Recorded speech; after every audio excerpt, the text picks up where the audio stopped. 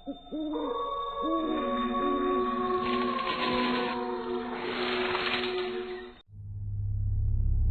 के करीब 7 या 8 बजे होंगे।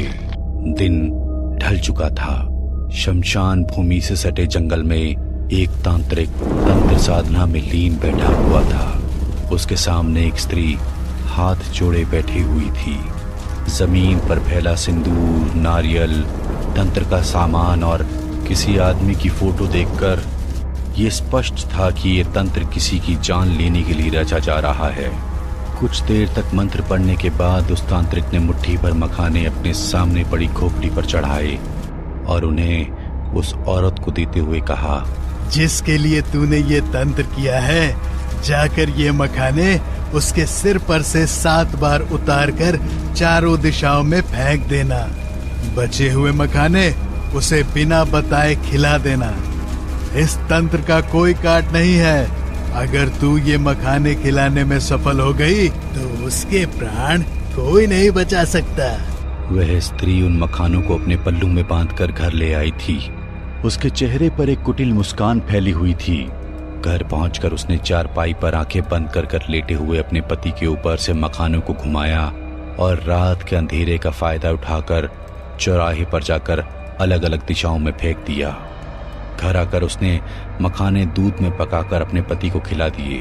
पत्नी की सच्चाई से अनजान अपाहिज बिरजू ने झट से वो मखाने वाली खीर खत्म कर दी। बिरजू को वो खीर खिलाने के बाद उस रात कमला बड़ी चैन की नींद सोई। इधर बिस्तर पर लेटे बिरजू की हालत धीरे धीरे बिगड़ने लगी। उसका सारा शरीर अकड़ने लगा और देखते ही देखते उसे खून की उल्टियां होने लगी। बिरजू रोते हुए पत्नी कमला को पुकारने लगा, कमला, कमला, बचा ले मुझे, मुझे मुझे कुछ हो रहा है कमला। ऐसा लगता है मेरे जिस्म की एक एक नस कोई मोड़ रहा है। बचा ले मुझे, बचा ले। उस तांत्रिक ने ठीक ही कहा था। इस खीर को खाने के बाद तू सुबह का सूरज नहीं देख सकेगा। इसका मतलब तूने मुझे मारने के लिए टोटका किया है।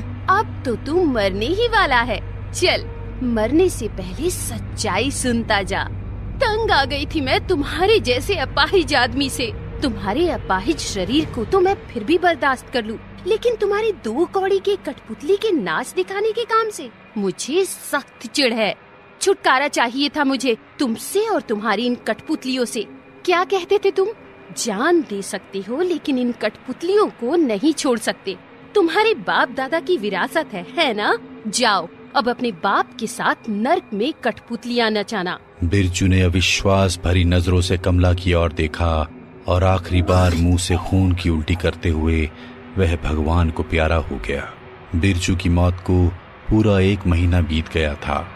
यूं तो हर महीने ही अमावस की रात आती है, लेकिन आज की रात में जाने ऐसी क्या मनहूसियत थी कि पिछले 1 घंटे से कुत्ते लगातार रो रहे थे। कमला अपने घर में गहरी नींद में सो रही थी कि अचानक ही उसे कमरे का बल्ब फूटकर गिर जाता है, जिससे उसकी नींद टूट जाती है। कमला नजर घुमाकर देखती है, हर तरफ गहरा अंधेरा छाया हुआ था। तभी उसे अपने घर में किसी के पायल पहनकर घूमने की आवाज सुनाई देने लगती है। कौन है बाहर? मैं पूछती हूँ, कौन है? कमला की जोर जोर से आवाज लगाकर सवाल करने पर उसे ऐसा लगता है जैसे कोई लड़की ठहाका मारकर हंस रही हो। अपने कमरे का दरवाजा खोलने के लिए वो जैसे ही आगे बढ़ती है, अचानक ही उसके घर में राजस्थानी गाना बजने लगता है। ये तो वही गाना है जिस पर वो बिरजू कठपुतली नचाता था, लेकिन ये मेरे घर में कैसे बज रहा है? कमला अपने कमरे से निकलकर बाहर हॉल में आती है। बाहर आकर उसे अंधेरे में 2 कठपुतलियां नाचती हुई दिखाई देती हैं। ये कठपुतली अपने आप कैसे नाच रही है? मैंने तो इन्हें कितने दिन पहले ही घर से बाहर फेंक दिया था। इन्हें घर में कौन लेकर आया? कमला घबराते हुए कौन है कहती हुई कठपुतलियों की ओर बढ़ रही थी कि तभी उसे पहले बिरजू की परछाई दिखाई देती है और फिर बिरजू की आवाज सुनाई पड़ती है। कमला, कमला, मैं हूँ पगली, इतनी जल्दी मुझे भूल गई? कमला डरकर तेजी से बाहर की ओर भागने लगती है, लेकिन एक रेशमी डोर आकर उसे गले में लिपट जाती है और उसे पीछे खींचने लगती है। कमला जाकर उन कठपुतलियों के बराबर में खड़ी हो जाती है। अगले ही पल एक कठपुतली की तरह ढेर सारी रस्सियां उसके हाथ, पैर और गर्दन के आर पार हो जाती हैं और जाकर छत से बंध जाती हैं। कमला दर्द से तड़प रही थी। उसके जिस्म से जगह जगह पर खून रिस रहा था। तभी कमरे में रोशनी हो जाती है। तुझे कठपुतली से बहुत नफरत थी ना? अब तू मेरे साथ ही कठपुतली बनकर रहेगी। अगले ही पल कमला की गर्दन में बंधी रस्सी जोर से खिंचती है और कमला की गर्दन टूटकर एक और लटक जाती है। 1 साल बाद रात के 9 बज रहे थे। मेहरगंज गांव में हर तरफ अंधेरा ही अंधेरा नजर आ रहा था। अचानक वहां पर बांसुरी बजाता हुआ एक आदमी आ जाता है। उसकी पारंपरिक राजस्थानी वेशभूषा देखकर धीरे धीरे लोग उसके पास इकट्ठे होने लगते हैं। अरे ओ भाई, कौन हो तुम और इतनी रात को हमारे गांव में क्या कर रहे हो? मैं कठपुतली का खेल दिखाने आया हूँ भाई जी। अपने गांव के सभी भाई बहनों को बुला लो। मारे जैसा कठपुतली का नाच पूरे राजस्थान में कोई ना दिखा सके। अरे भाइयों, सवेरे आइयो सवेरे। इस वक्त कौन खेल देखेगा? मैं दिन में नहीं निकलता हूँ, मेरा यही उसूल है। मैं अपना खेल रात को दिखाता हूँ। धीरे धीरे गांव के काफी सारे लोग जमा हो जाते हैं और बांसुरी वाला आदमी खेल दिखाने लगता है।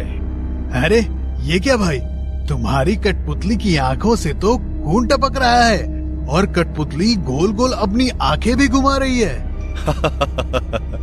घबराओ नहीं, ये तो बस हाथ की सफाई है। मैंने कहा था ना, मारे जैसा नाच तुमने कभी ना देखा होगा। मान गए भाइयों, ऐसा लग रहा था कोई औरत सच में नाच रही हो। आप लोगों की इजाजत हो तो मैं कुछ दिन आपके गांव में डेरा डाल दूं, फिर दूसरे गांव निकल जाऊंगा। तुम सच्चे कलाकार हो। तुम्हारे नाच से गांव वाले बड़े खुश हो गए। तुम जितने दिन चाहो यहाँ रह सकते हो। कठपुतली वाला अपना सामान समेट ही रहा था कि एक औरत सुनीता कठपुतली को देखकर हंसने लगी। अरे ये भी कोई खेल हुआ भला? रस्सी बांधकर इन कपड़ों की गुड़िया को हिलाने में कौन सी कला है? आजकल कौन ये सब बचकानी चीजें देखता है? सुनीता की बात सुनकर वह कठपुतली वाला गुस्से में उसकी तरफ देखता है और अपना सामान समेटकर मुखिया की बताई जगह पर जाने लगता है। आधी रात बीत गई थी।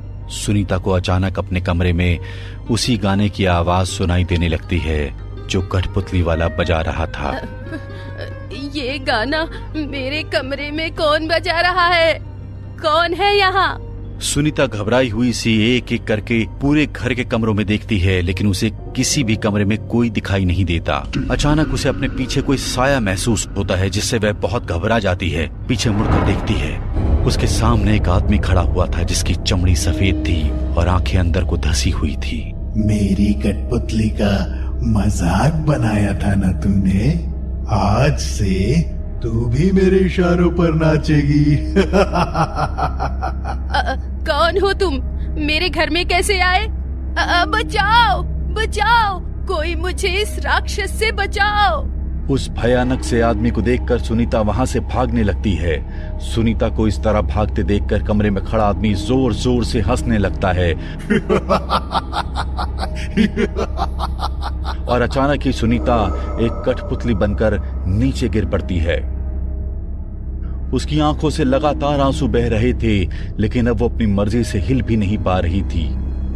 सुनीता को एक कठपुतली बनाने के बाद वो आदमी वहां से गायब हो जाता है। अगले दिन बिरजू फिर से देर रात गए कठपुतली का नाच दिखा रहा था। आज उसके पास एक नई कठपुतली भी थी। ये कठपुतली अपनी आंखें गोल गोल घुमा रही थी और नाचते हुए लगातार रो रही थी। नाच देख रहे आदमियों में से अचानक एक आदमी भीड़ से बाहर आता है। ये कैसी कठपुतली है जो ऐसे रो रही है जैसे कोई इंसान हो? उसने बिल्कुल मेरे पत्नी सुनीता जैसे कपड़े पहन रखे हैं। कल रात से मेरी पत्नी लापता है। सच सच बता, तूने क्या किया मेरी पत्नी के साथ? सुनीता का पति गुस्से में कठपुतली वाले को पीटने के लिए उसके गिरेबान पकड़ लेता है। अरे बीवी के गम में बावला हो गए हो के? तेरा दिमाग ठिकाने पर तो है।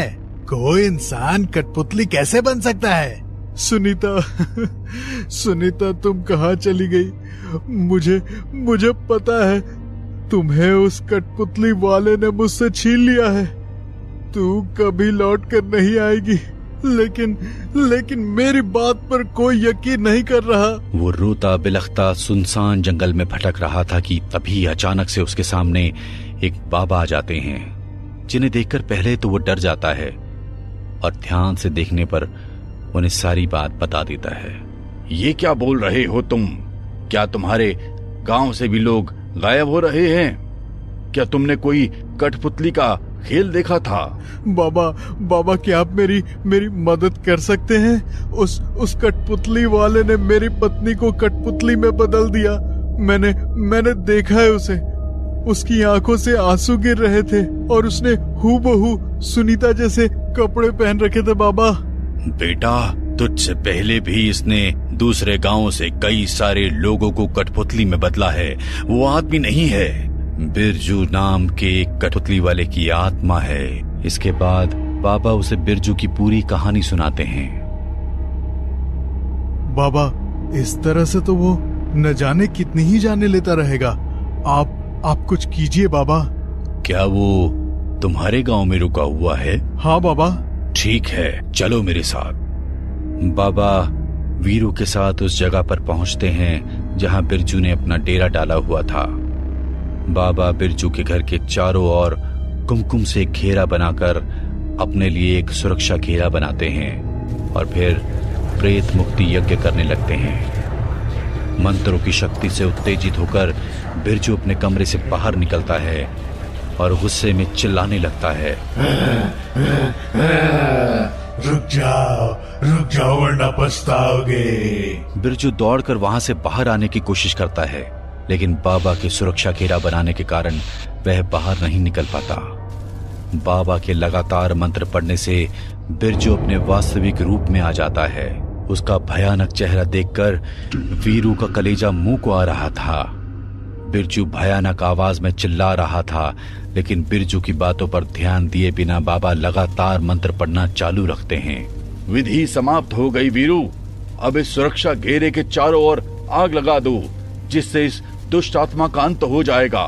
बाबा के इतना कहते ही वीरू रेखा के चारों ओर आग लगा देता है, जिससे बिरजू की चीखें पूरे गांव में गूंजने लगती है और कुछ ही देर में उसकी आत्मा वहां से गायब हो जाती है और कठपुतली का खूनी खेल हमेशा के लिए खत्म हो जाता है।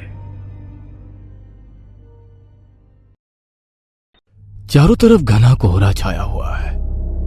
अचानक से कोहरे से चमकती हुई आंखें दिखाई देती है, जिसे देखते ही मेरे शरीर का सारा खून जैसे सूख जाता है। वैसे तो मैं एक फॉरेस्ट ऑफिसर था। कभी कभी पूरी रात भर मुझे जंगलों में ही रहना पड़ता था, पर पता नहीं क्यों उन आंखों को देखकर मेरे रोंगटे खड़े हो गए। मेरे बदन में दहशत की एक लहर दौड़ गई। दिसंबर का महीना था। कल ही मुझे ऑफिस से ट्रांसफर ऑर्डर आया था। मुझे दूसरे दिन ड्यूटी ज्वाइन करने के लिए सख्त आदेश दिए गए थे। मैं एक फॉरेस्ट ऑफिसर था। मेरी पोस्टिंग मनाली के घने जंगल में की गई थी। मेरे परिवार में मेरी सुंदर पत्नी और मेरी 15 साल की बेटी थी। अचानक आए ट्रांसफर ऑर्डर ने मेरी पत्नी को विचलित कर दिया। आरती मेरी तरफ देखकर बोली, ये क्या है राहुल? अभी कुछ दिन पहले ही हम यहाँ शिफ्ट हुए थे। मैंने अपनी पत्नी से कहा, अरे हाँ, मैं एक फॉरेस्ट ऑफिसर हूँ। अचानक आए ट्रांसफर ऑर्डर को मैं भी समझ नहीं पा रहा हूँ। जरूर ही इसकी कोई वजह रही होगी। हमें कल ही निकलना होगा। लेकिन इतनी जल्दी हम वहाँ पर रहेंगे कहाँ? घर का इंतजाम इतनी जल्दी कहाँ से होगा? अरे उसकी तुम चिंता मत करो। सरकार ने मुझे वहाँ रहने के लिए एक घर दे दिया है, तो घर ढूंढने की हमें दिक्कत नहीं होगी। दूसरे दिन मैं अपनी पत्नी और बेटी को लेकर अपनी कार से मनाली की ओर रवाना हो गया। मनाली तक पहुंचते पहुंचते शाम हो चुकी थी। मुझे सुनसान एरिया में घर दिया गया था, जहां से शहर कम से कम 10 किलोमीटर दूर पड़ता था। चारों तरफ कोहरा फैल चुका था। ठंड अपनी चरम सीमा पर आ चुकी थी। मैं अपनी कार से बाहर निकलकर उस घर को गौर से देखने लगा। पता नहीं क्यों मुझे उस घर को देखकर बड़ा अजीब सा महसूस हो रहा था। मैं सोच रहा था कि ऊंची पहाड़ी के घने जंगल के बीच आखिरकार ये घर किसने और क्यों बनवाया होगा। तभी अचानक मुझे कोहरे में दो चमकती हुई आंखें दिखाई दी। वैसे तो मैं एक फॉरेस्ट ऑफिसर था, कभी कभी रात भर जंगलों में ही रह चुका था, पर पता नहीं क्यों उन आंखों को देखकर मेरे रोंगटे खड़े हो गए। मेरे बदन में दहशत की एक लहर दौड़ गई। अचानक पीछे से मेरी पत्नी ने मेरे कंधे पर हाथ रखा। मैंने घबराकर पीछे की ओर देखा। अब क्या इस घर को ऐसे ही घूरते रहोगे या अंदर भी चलोगे? कितनी बार कहा है ऐसी नौकरी मत किया करो। हमें इस सुनसान जंगल में लाकर छोड़ दिया है और तुम्हारे चेहरे पे ये डर कैसा? मैंने अपनी पत्नी से कहा, कुछ नहीं, लंबे सफर की थकान है। मेरी पत्नी की बात कहा मेरी बेटी तानिया ने भी समर्थन किया। मम्मा सही कह रही है पापा, मुझे तो यहाँ पर दूर दूर तक कोई इंसानी आबादी नजर नहीं आती। मुझे तो स्कूल जाने में बहुत ज्यादा प्रॉब्लम होगी। बेटा कोई ना कोई रास्ता निकाल लेंगे, चलो अंदर चलते हैं। इतना बोलकर मैंने घर के दरवाजे पर लगे ताले को खोल दिया। मगर जैसे ही मैंने दरवाजा खोला तो सामने उन आंखों को देखकर मैं बुरी तरह से घबरा गया। ये वही आंखें थी जो कुछ सेकंड पहले मैंने कोहरे में देखी थी। घर के अंदर अंधेरा था और अंधेरे में वो आंखें बल्ब की तरह चमक रही थी। अचानक घर की लाइट ऑन हो गई और मेरे सामने एक 40 वर्षीय औरत खड़ी हुई हम सब लोगों को देख रही थी। मैंने उस औरत से पूछा, कौन हो तुम और घर के अंदर कैसे आई? मेरा नाम बिंदिया है साहब। मुझे बताया गया था कि आप लोग आने वाले हैं। मैं यहाँ की साफ सफाई करती हूँ और खाना भी बनाती हूँ। मेरा पति बाजार में कुछ सब्जी लेने गया है। यहाँ से शहर थोड़ा दूर है ना। उस औरत की बात मेरी समझ में नहीं आई। मेरे बोलने से पहले मेरी पत्नी ने औरत से कहा, लेकिन घर के बाहर तो ताला लगा था, तो फिर तुम अंदर कैसे हो? मेरी पत्नी की बात सुनकर वो औरत रहस्यमयी तरीके से मुस्कुराने लगी। पता नहीं क्यों मुझे उसकी मुस्कुराहट में एक अजीब सी दहशत नजर आई। वो बोली, दरअसल मेम साहब इस घर के 2 रास्ते हैं। आप लोग यहाँ पर पहली बार आए हो ना। एक दरवाजा आप लोगों के लिए है और दूसरा दरवाजा हम नौकरों के लिए, जो पीछे की तरफ है। तुम्हारा पति सब्जी लेकर आ जाए तो तुम खाना बना देना। हम सुबह से भूखे हैं। आइए मैं आप लोगों को आपका कमरा दिखा देती हूँ। इतना बोलकर वो हम सबको घर दिखाकर किचन की तरफ चली गई। मैंने अपनी पत्नी से कहा, कुछ अजीब सी है ये बिंदिया। आरती हंसते हुए मेरी ओर देखकर बोली, इसमें अजीब क्या है? वो एक औरत है। वो तो मैं भी जानता हूँ कि वो एक औरत है, लेकिन पता नहीं क्यों मुझे उसका व्यवहार एक रोबोट की तरह लगा। तुम जरूरत से ज्यादा सोच रहे हो और इसके अलावा कुछ नहीं। उस रात हम सब लोग खाना खाकर सो गए। दूसरे दिन मैं उठकर अपने काम पर चला गया और ऐसे ही हमें वहां पर कुछ दिन बीत गए। लेकिन एक बात मैंने नोट की कि बिंदिया मेरी पत्नी और बेटी से बहुत घुल मिल गई थी। हालांकि यह नॉर्मल बात थी, पर पता नहीं क्यों मुझे कुछ अजीब लगता था। सच तो यह है कि मैं जब भी उस घर के करीब रहता था तो एक अनजान डर मन में सताता रहता था। बिंदिया का पति मनोज बहुत कम ही वहां पर रहता था। एक दिन जब मैं अपने काम से घर की तरफ लौटा तो मैंने देखा कि घर की सारी लाइटें बंद थी। अचानक एक तेज हवा का झोंका मुझे छूकर निकल गया। मुझे ऐसा महसूस हुआ जैसे कि कोई परछाई बड़ी तेजी से चलती हुई बाहर निकल गई हो। मैंने तुरंत कमरे की लाइट ऑन की, मगर वहां पर कोई भी मौजूद नहीं था। ठीक बगल के कमरे में से मेरी पत्नी और बेटी की आवाजें आ रही थी।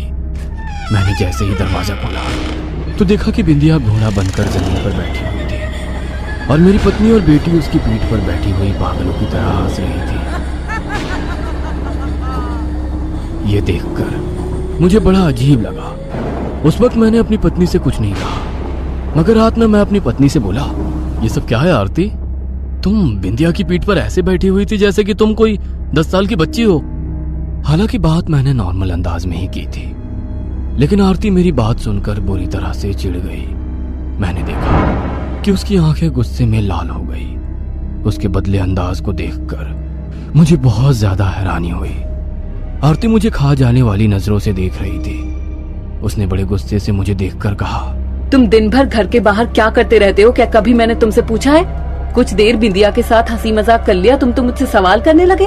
अरे मैं तो केवल तुमसे इस वजह से कह रहा था कि तुम कोई छोटी बच्ची नहीं हो, हमारी 15 साल की बेटी है। मगर आरती उस रात गुस्से से पैर पटकती हुई कमरे से बाहर निकलकर तानिया के कमरे में सोने चली गई। मैंने एक और बात नोट की कि तानिया शुरू में स्कूल की एक दिन भी छुट्टी नहीं करती थी। मगर अब तान्या ने स्कूल जाना ना के बराबर कर दिया था। इन सारी बातों ने मुझे बुरी तरह से परेशान कर दिया था। मैंने कई बार अपने ऑफिस में यहाँ से ट्रांसफर लेने की बात की, मगर हर बार मुझे एक ही जवाब मिल जाता कि कुछ दिनों बाद आपका ट्रांसफर यहाँ से कर दिया जाएगा। उस दिन मैं ऑफिस में बैठा हुआ था कि तभी मुझसे मिलने मेरा बचपन का दोस्त अर्जुन मेरे पास आ गया। अपने दोस्त को देखकर मैं बहुत ज्यादा खुश हो गया। मैं बड़े खुश होते हुए उससे बोला, अरे आज इतने दिनों बाद अपने दोस्त की याद कैसे आ गई? अरे मनाली घूमने आया था अपनी फैमिली के साथ, सुना कि तेरा ट्रांसफर यहाँ हो गया है, इसलिए तुझसे मिलने के लिए चला आया। और बता, भाभी कैसी है? मैं अर्जुन को कोई भी बात नहीं बताना चाहता था, इसलिए मैंने बात को टालने के अंदाज में उससे कहा, बिल्कुल सही है। तभी मेरे ऑफिस में एक बूढ़ा व्यक्ति एक औरत को लेकर आया। मैंने देखा वो औरत अधेड़ उम्र की थी। उस आदमी ने मेरी ओर देखकर कहा, मेरा नाम दीनू है साहब, और ये मेरी पत्नी है। आप जिस सरकारी घर में रह रहे हैं वहाँ पर मुझे कुछ दिनों पहले सूचना दी गई थी कि आप लोग आने वाले हैं। मेरी पत्नी बीमार पड़ गई थी, इस वजह से वो काम पर नहीं आ पाई। दीनू की बात सुनकर मुझे 440 वोल्ट का झटका लगा। मैं एक झटके में अपनी कुर्सी से उठकर खड़ा हो गया और दीनू की ओर गौर से देखकर बोला, तुम कहना क्या चाहते हो? मेरी बात सुनकर वो बूढ़ा इधर उधर देखने लगा और हकलाते हुए हाथ जोड़कर बोला, सच तो ये है बाबू साहब कि अभी अभी मैंने जो कुछ बोला था वो झूठ बोला था। मुझे माफ करना। दरअसल आप जिस घर में रह रहे हैं वो इस सारे इलाके में भूतिया घर के नाम से मशहूर है। तमाम अफसर वहां पर आए और चले गए, बेचारे बहुत से तो लापता हो गए। इसी वजह से मेरी पत्नी वहां पर काम करते हुए घबराती है, लेकिन पेट की आग भी बुझानी है साहब। मजबूरी में आज मुझे अपनी पत्नी को लेकर आना ही पड़ा। 5 साल से तो वो घर बंद ही पड़ा है। पता नहीं उस भूतिया घर में आपने साफ सफाई कैसे करवाई होगी, उसकी तो बरसों से साफ सफाई भी नहीं थी। उसकी बात सुनकर मैंने बेचैनी में उसकी ओर देखकर कहा, लेकिन वहां पर तो पहले से ही नौकरानी मौजूद है, बिंदिया नाम है उसका, और वो तो मेरी पत्नी के साथ बहुत घुल मिल गई है। बिंदिया का नाम सुनकर दीनू का चेहरा डर से पीला पड़ गया और उस अधेड़ उम्र की औरत की आंखें खौफ से फट गई। दीनू डरते हुए कपकपाती आवाज में बोला, ऐसा कैसे मुमकिन हो सकता है साहब? बिंदिया को तो मरे हुए 25 साल हो गए। क्या बकवास कर रहे हो तुम? जी साहब, मैं गलत नहीं कह रहा। बिंदिया आज से 25 साल पहले अपने पति मनोज के साथ वहां पर काम करती थी। शादी के कई सालों बाद भी उसकी कोई औलाद नहीं हुई और इसीलिए उसने और उसके पति ने काला जादू का सहारा लेना शुरू कर दिया। शैतान को खुश करने के लिए दोनों ने निर्दोषों की बलि देना शुरू कर दिया। जब इस बात का पता यहाँ के अफसरों को लगा तो उन्होंने मनोज और बिंदिया को जिंदा जमीन में दफना दिया। साहब, उन दोनों की कब्र आज भी उसी घर के पीछे झाड़ियों में मौजूद है। दीनू की बात सुनकर मैं पूरी तरह से घबरा गया। मेरे दिमाग में सारी बात आईने की तरह साफ हो चुकी थी। मैं बगैर देरी किए हुए ऑफिस से बाहर निकल गया और मैंने अपनी कार स्टार्ट करके पूरी रफ्तार से घर की ओर बढ़ा दी। आसमान में काली घटा छाई हुई थी, जोरों से बारिश होने लगी थी। कुछ ही देर के बाद मैं घर पहुंच गया, मगर जैसे ही मैं घर के अंदर पहुंचा मैंने देखा कि घर में सन्नाटा पसरा हुआ था। चारों तरफ मकड़ी के जाल फैले हुए थे। गंदे सोफों को देखकर ऐसा मालूम होता था जैसे कि बरसों से उस घर में किसी ने कदम ही ना रखा हो। तभी मुझे मेरी बेटी और मेरी पत्नी की हंसी की आवाज सुनाई दी। मैंने पागलों की तरह पूरे घर में उन दोनों को तलाश किया, मगर उन दोनों का नामो निशान तक नहीं मिला। घर के अंदर अंधेरा फैला हुआ था। अचानक अंधेरे में मुझे चमकती हुई 6 आंखें दिखाई दी। मैं समझ गया कि 4 चमकती हुई आंखें मेरी बेटी और मेरी पत्नी की है। मैं बुरी तरह से चीखने लगा। अचानक मेरी आंखों के सामने बिंदिया आकर खड़ी हो गई। अंधेरे में उसका चेहरा बेहद भयानक अंदाज में चमक रहा था, मगर मैं ये देखकर कांप गया। मेरी आंखों के सामने बिंदिया के ठीक बगल में मेरी बेटी और मेरी पत्नी भी आकर खड़ी हो गई और मुझे शैतानों वाले अंदाज में घूरने लगे। मेरी बेटी और मेरी पत्नी के चेहरे भी भयानक हो चुके थे। तभी पीछे से मेरे कंधे पर किसी ने हाथ रखा। मैंने फुर्ती से पलट कर देखा तो वहां सामने मनोज भयानक चेहरा लिए हाथ में कुल्हाड़ी पकड़े मुझे देखकर हंस रहा था। ये देखकर मेरी सांस रुकने लगी थी। अचानक मनोज ने मेरे गले को पकड़ लिया और भारी आवाज में बोला, तुम्हारी पत्नी और बेटी की बलि को शैतान ने स्वीकार कर लिया है। अचानक मैं खुद को अंधेरे की गहराइयों में गिरता हुआ महसूस करने लगा। कुछ ही सेकंड के बाद मुझे बेहोशी छाने लगी और जब मुझे होश आया तो मैंने खुद को घर के बाहर बैठा हुआ पाया। मेरे कपड़े खून से रंगे हुए थे और मेरे हाथ में एक कुल्हाड़ी थी। ये वही कुल्हाड़ी थी जो मैंने बिंदिया के पति मनोज के हाथ में देखी थी। सामने मेरी पत्नी और बेटी की कटी हुई लाश पड़ी हुई थी और मेरे चारों तरफ पुलिस की गाड़ियां मौजूद थी। एक पुलिस वाले ने मेरी तरफ देखकर कहा, you are under arrest mister Rahul. मैं तुम्हारी पत्नी और बेटी की हत्या के जुर्म में गिरफ्तार करता हूं। यह सुनकर मैं चीखने लगा और लोगों को सारी सच्चाई बताने लगा, मगर किसी ने मेरी बात पर यकीन नहीं किया। अदालत में मेरे बचपन के दोस्त अर्जुन ने बयान दिया कि उसने खुद मुझे कुल्हाड़ी से मेरी पत्नी और बेटी की हत्या करते हुए देखा है। मैं आज भी जेल में हूं। मुझे जेल में रहते हुए आज 5 साल से ज्यादा वक्त हो चुका है। मैं आज भी लगातार उस भूतिया घर के बारे में सोचता रहता हूं और याद करने की कोशिश करता हूं कि मैंने कब अपनी बेटी और पत्नी की हत्या की।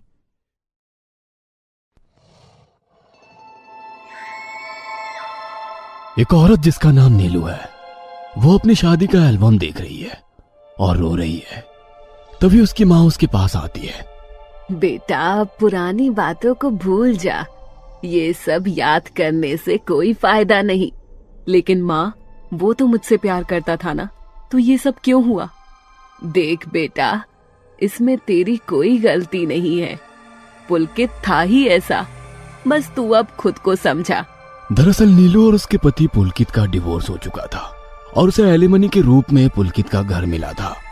चल बेटा, तैयार हो जा, कल घर भी जाना है तुझे। अपने भाई कार्तिक को भी ले जा कुछ दिनों के लिए अपने साथ में। मोना का भी थोड़ा मन लग जाएगा। अगले दिन नीलू अपनी बेटी मोना भाई कार्तिक के साथ अपने घर में पहुंच जाती है। नीलू ऑफिस चली जाती है और कार्तिक गेम खेलने में लग जाता है और मोना भी उसके पास ही होती है। तभी घर में मोना को कुछ आवाज आती है। मामा जी, ये कैसी आवाज है? लेकिन कार्तिक तो गेम खेलने में मशरूफ था और वो मोना पर ध्यान ना देते हुए उसका कोई जवाब ही नहीं देता और अपनी गेम में ही खोया रहता है। इसलिए मोना उस आवाज का पीछा करते हुए स्टोर रूम में चली जाती है। वहाँ एक बड़ी सी अलमारी रखी हुई थी।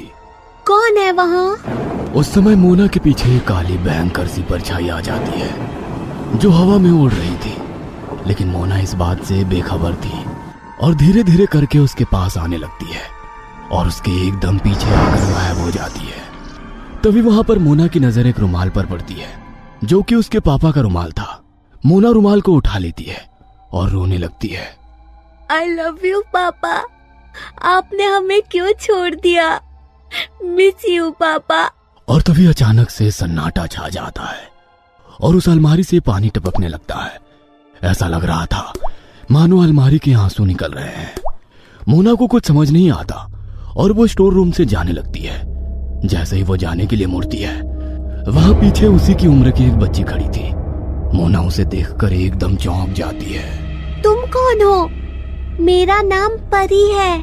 वो बच्ची बहुत ही गंभीर भाव बनाकर अपने मुंह पर उंगली रखकर कहती है, तुम किसी को मत बताना कि मैं तुम्हारे यहाँ खेलने आई हूँ। मेरे बारे में कुछ भी बताना मत किसी को, नहीं तो मेरी मम्मी मुझे बहुत मारेंगी। चलो आओ, अब हम हाइड एंड सीक खेलें। हाँ चलो, हाइड एंड सीक तो मेरा फेवरेट गेम है। ठीक है, तुम स्टोर रूम से बाहर जाओ, मैं छुपती हूँ, तुम मुझे ढूंढना। मोना बाहर चली जाती है और आंखों पर हाथ रखकर काउंटिंग करने लगती है। परी छुपने जाती है और मोना उसे ढूंढने लगती है। मुझे पता है परी, तुम जरूर यहाँ छुपी होगी। तो वो अलमारी के पास जाती है और अलमारी को थोड़ा सा खोलती है। अंदर काफी अंधेरा होता है, लेकिन तभी अलमारी में उसे डरावनी चमकीली आंखें दिखाई देती है। जो देखने में बड़ी भयानक लग रही थी। मोना तो बहुत डर जाती है और वो जोर से चिल्लाती है और भागकर अपने मामा कार्तिक के पास चली जाती है। वो जोर जोर से रोने लगती है और शाम को नीलू के आने पर मोना उसे सारी बात बताती है। बेटा जरूर तुझे भ्रम हुआ होगा, डरो मत बेटा, मैं हूँ ना, तेरे मामा भी तो हैं इस घर में तेरे साथ। पर सच में उसमें कुछ था मम्मी? कुछ भी नहीं है वहाँ, मैंने खुद से चेक कर लिया है। वहीं उनके पीछे परी खड़ी थी जो कि इन सब की सारी बातें सुन रही होती है और मोना की नजर परी पर पड़ती है। मोना उसका नाम लेने ही वाली होती है, लेकिन परी अपने होठ पर उंगली रखकर उसे गंभीर भाव के साथ उसे अपना सर नाव में हिलाते हुए मना कर देती है और मोना कुछ नहीं कहती।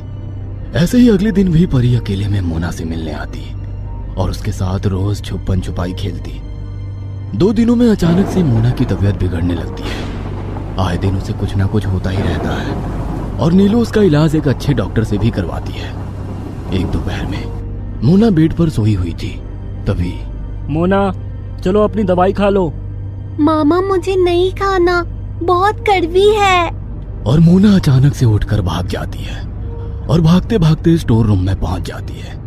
कार्तिक भी उसके पीछे स्टोर रूम में पहुंच जाता है और देखता है तो मोना वहां नहीं है। मोना तुम बहुत जिद्दी हो, मुझे पता है तुम उस अलमारी के पीछे छुपी हो, चलो आओ। और तभी सन्नाटा छा जाता है और उस अलमारी के पीछे से मोना निकलती है जो बदली सी दिख रही थी। मामा छुपन छुपाई खेलते हैं, अगर आप जीत गए तो मैं ये दवाई खा लूंगी। ठीक है चलो तुम छुप जाओ जाकर। और मोना कहीं जाकर छिप जाती है। कार्तिक उसे बहुत खोजता है लेकिन वो कहीं नहीं मिलती और तभी उसे किचन की अलमारियों से कुछ भयानक सी आवाज आती है। ये क्या था? उसे मोना वहीं खड़ी हुई दिखाई देती है। अच्छा तो तुम यहाँ हो? वह मोना के पास जाने लगता है, तभी आगे बढ़ते हुए उसकी नजर उस अलमारी के शीशे पर पड़ती है जो देखकर कार्तिक बहुत चक्का रह जाता है। वो शीशे में देखता है तो उसे वहां मोना नहीं दिखती, पर उसे उसके सामने खड़ी हुई मोना तो दिखाई दे रही थी। वह फिर से एक बार शीशे की तरफ देखता है तो उसे अभी भी मोना की परछाई उस शीशे में दिखाई नहीं देती। वो डर जाता है और डर कर सामने देखता है तो अब वहां भी मोना नहीं होती। कार्तिक अलमारी के पास जाता है और जैसे ही अलमारी खोलता है वैसे ही कोई उसका हाथ अपनी तरफ अलमारी के अंदर खींच लेता है और वो जोर से मोड़कर बिल्कुल उल्टा कर देता है। कार्तिक जोर जोर से चिल्लाता है। थोड़ी देर बाद अब नीलू घर आती है तो उसे कार्तिक कहीं नहीं मिलता, इसलिए वो पुलिस कंप्लेंट करवाती है। इसी बीच वो अपने घर के बाहर एक औरत को नोटिस करती है जो कि शायद उसी के घर में नजर बनाई रखी थी। नीलू को उस औरत पर शक आता है। इसके बाद से नीलू के साथ भी अजीब अजीब घटनाएं होनी शुरू हो जाती है। एक रात नीलू सोई हुई थी तो उसे अपने बेड के नीचे से गहरी सांस लेने की तेज आवाजें आ रही थी। अचानक उसकी नींद खुल जाती है। वह धीरे धीरे डरते हुए बेड के नीचे देखती है तो वहां कोई नहीं होता। जैसे ही वो वापस ऊपर उठती है उसके सामने मोना बैठी थी। नीलू अचानक उसे ऐसे बैठा देखकर चीख मारती है। मोना, आधी रात में तुम यहाँ क्या कर रही हो? डरा ही दिया मुझे। मोना चुपचाप आंखें फाड़कर बैठी रहती है। नीलू उसे कंधे से पकड़कर हिलाती है तो मोना बहुत डरावनी तरह से हंसने लग जाती है। पागल हो गई है, हंस क्यों रही है? चल अब यहीं सो जा। तो मोना वही नीलू के साथ सो जाती है। कुछ ही देर में मोना उठकर जाने लगती है। तभी नीलू उसका चुपके से पीछा करती है और देखती है कि मोना स्टोर रूम की तरफ जा रही है। फिर मोना उस अलमारी में जाकर अलमारी को बंद कर लेती है। कुछ देर तक मोना बाहर नहीं आती तो नीलू अलमारी खोलती है और अंदर का नजारा देखकर उसका दिल दहल जाता है। वो चिल्लाती है। अलमारी में कार्तिक की लाश पड़ी थी और मोना उसके पास बैठी थी। मोना बाहर आ, तूने बताया क्यों नहीं? मामा छुपे हुए हैं, मैंने उन्हें ढूंढ लिया। अब हम भी छुपन छुपाई खेले मम्मी। नीलू बहुत परेशान थी और दुखी भी। अगले ही दिन नीलू की माँ भी आ जाती है और कार्तिक का अंतिम संस्कार किया जाता है। इस बात को 2 दिन बीत जाते हैं। नीलू को पता लगा था कि मोना काफी बदली हुई है, लेकिन उसे पता नहीं था कि ऐसा क्या हुआ था उसके साथ। मोना बेटा खाना खा लो। नहीं खाऊंगी, मुझे छुपन छुपाई खेलना है, खेलो मेरे साथ। ये लड़की भी ना हर वक्त बस छुपन छुपाई के पीछे पड़ी रहती है। बेटा खा ले फिर खेल लेना। ए बुढ़िया, तू खेलना मेरे साथ। मोना की ये बात सुनकर दोनों हैरान रह जाते हैं, क्योंकि मोना कभी भी ऐसे बात नहीं करती थी। नीलू उसे डांटती है, जिससे मोना बहुत गुस्सा हो जाती है और चिल्लाते हुए वहां से भागती है। वो सारे सामान और बर्तनों को यहाँ वहां पटकने लग जाती है और तभी नीलू को मोना के चेहरे में अपने पति का चेहरा दिखाई देता है। माँ देखो इसे क्या हो गया है, ये तो पुलकित जैसी लग रही है। समझ में नहीं आता, छुपन छुपाई खेल मेरे साथ, वरना। नीलू डर के मारे हाँ कर देती है और जाकर कहीं छुप जाती है। तुम दुनिया की सबसे खूबसूरत औरत हो, बड़ी हसीन हो, मेरी जान हो। किधर छुपी हो? तुम चाहे जितना भी छुप लो, मुझसे नहीं बच पाओगी। नीलू एक पर्दे के पीछे छुपी हुई थी। उसके आंसू बह रहे थे। वो बहुत घबराई हुई थी। ये बात तो पुलकित बोला करता था, लेकिन मोना ये सब क्यों बोल रही है? तभी मोना पर्दे के नीचे से हाथ डालकर नीलू के पैरों को सहलाने लग जाती है। कितने नाजुक पैर हैं। पुलकित तू तो मरेगी अब। इतना कहकर वो नीलू के ऊपर कूदकर चढ़ जाती है और उसका गला पकड़ लेती है। वो उसका गला दबाने लगती है कि तभी पीछे से नीलू की माँ आकर उसका बचाव करने लग जाती है। मोना अब नीलू की माँ पर चढ़कर उसका गला दबाने लगती है। बीच बचाव में नीलू की माँ का सिर दीवार से टकरा जाता है। नीलू की माँ नीलू के पास आती है और वो वहीं बेहोश हो जाती है। नीलू बहुत जोर से चिल्लाती है और डर से सदमे में आ जाती है और रोती रहती है। तभी वहां पर वही औरत आती है जो उस घर पर नजर रखा करती थी। तुम? मैं रिया हूँ। तुम हम पर नजर क्यों रख रही हो? सब कुछ बाद में बताऊंगी। तुम अभी यहाँ से चलो मेरे साथ। रिया वहां से नीलू के साथ घर से बाहर निकलने ही वाली होती है कि तभी वहां पर मोना आ जाती है। किधर जा रही हो तुम दोनों? मेरे साथ छुपन छुपाई तो खेलो। पुलकित छोड़ दो उसे, वो तुम्हारी बेटी है। वही नीलू को कुछ समझ में नहीं आ रहा था कि रिया कौन थी और ऐसे बात क्यों कर रही थी। वो मेरी बेटी है, मेरे साथ जाएगी। मैं तुम लोगों को यहाँ से आसानी से नहीं जाने दूंगा। तुम लोग मेरे साथ हाइड एंड सीक खेलो और अगर मैंने तुम लोगों को पकड़ लिया तो मैं तुम लोगों को जान से मार दूंगा और अगर नहीं पकड़ पाया तो ही जाने दूंगा। दोनों भागने की कोशिश करती है लेकिन भाग नहीं पाते, इसीलिए उन्हें छुपन छुपाई खेलना ही पड़ता है। दोनों बहुत ही डरे हुए छुप जाते हैं, लेकिन बहुत जल्द ही मोना उन्हें पकड़ लेती है और दोनों को हवा में उठाकर यहाँ वहां पटकने लगती है। दोनों को काफी गंभीर चोट आ जाती है। तभी रिया मोना का ध्यान भटकाने लगती है। पुलकित मुझे माफ कर दो, मैंने जो तुम्हारे साथ किया वो बहुत गलत किया। अब मेरा पीछा छोड़ दो। और तभी मोना के शरीर से पुलकित की आत्मा निकल जाती है और वो बिल्कुल रिया के मुंह के पास जाकर जोर से चीख मारती है और रिया अपने हाथ से धीरे से नीलू को अपनी बेटी को वहां से लेकर निकल जाने के लिए इशारा कर देती है। वही रिया पुलकित की आत्मा को बातों ही बातों में किचन के पास ले जाती है और माचिस जलाकर अपने साथ घर को भी आग लगा देती है। दरअसल उसने पहले ही गैस को लीक कर दिया था, क्योंकि उसे पता था कि यह सब होने वाला था। पुलकित की लाश उसी अलमारी में रखी हुई थी और उसकी लाश जल जाने के साथ ही उसकी आत्मा भी वहां से चली जाएगी। वही नीलू ये सब देखती ही रह जाती है और कुछ दिन बाद उसे पुलिस से पता चलता है कि रिया ने ही पुलकित को मारा था, क्योंकि पुलकित उसे बहुत परेशान करने लगा था। रिया ने पैसों के लिए पुलकित से प्यार किया था, लेकिन पुलकित उसे वाकई में पसंद करने लगा था और वो रिया को उसके साथ रहने के लिए ब्लैकमेल कर रहा था। रिया अपने बॉयफ्रेंड के साथ पुलकित से बात करने के लिए इसी घर में आई थी, लेकिन इसी बीच उनके बीच हाथापाई हो गई थी, जिससे पुलकित मारा गया था। हमें पूरा यकीन है दोस्तों कि आप लोगों को ये कहानी जरूर पसंद आई होगी। अगर आपके साथ भी कुछ ऐसे अनकहे किस्से हो चुके हैं तो प्लीज हमारे साथ शेयर करें। हम जरूर अपने चैनल पर उनको दिखाएंगे। हमारी ईमेल आईडी नीचे डिस्क्रिप्शन बॉक्स में दी गई है, तो प्लीज हमारे वीडियो और चैनल को शेयर एंड सब्सक्राइब करें और बने रहे हमारे साथ ऐसे ही अनकहे किस्से और कहानियां सुनने के लिए।